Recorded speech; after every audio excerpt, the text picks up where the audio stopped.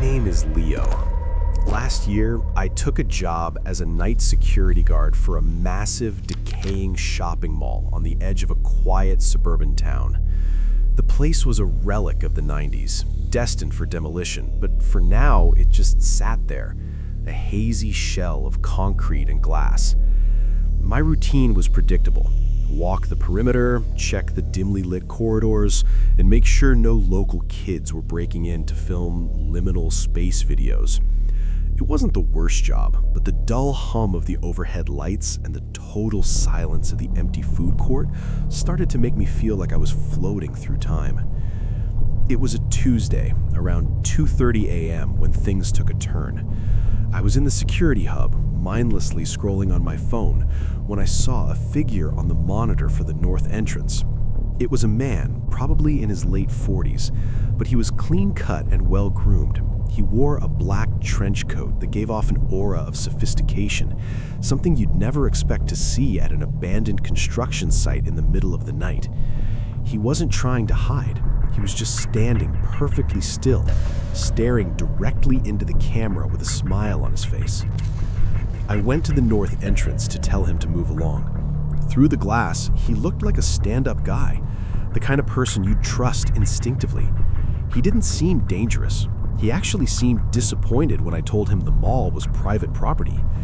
Then he asked me a question that made my pulse kick up. "What time do you get off tonight?"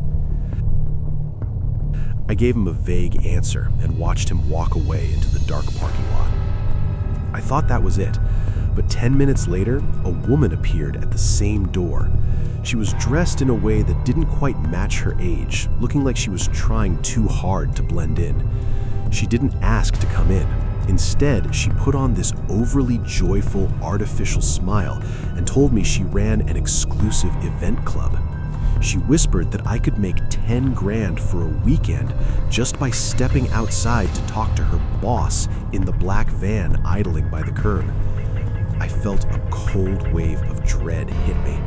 Her friendly mask was slipping, and I realized her questions weren't small talk. She was studying me. I told her to leave, but as I turned to radio my supervisor, I realized my radio batteries were dead. I looked back at the security monitor. My heart dropped. While the woman was distracting me at the front, the slightest movement near the warehouse section caught my eye. On the screen, I saw two masked figures crouching by the delivery bay. They weren't looking for a way in. They were waiting for the woman to flush me out the front door. Inconspicuously moved toward the heavy steel doors of the main office and slammed the emergency panic button. The alarm began screeching through the store, echoing off the empty storefronts. The woman's artificial smile disappeared instantly. Her whole body language shifted. She didn't look friendly anymore. She looked calculating. I heard a metal rattling from the back door. Someone was trying to force their way in. I grabbed a heavy pry bar from a nearby tool pile, bracing myself for a fight.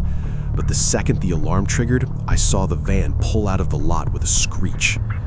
When the police arrived, they reviewed the surveillance footage. It was horrifying. The cameras captured the man in the trench coat and the woman entering the parking lot together. She hadn't been a random stranger. She was the mastermind. To make matters worse, the police told me the van's plate number was unregistered. I don't work the night shift anymore.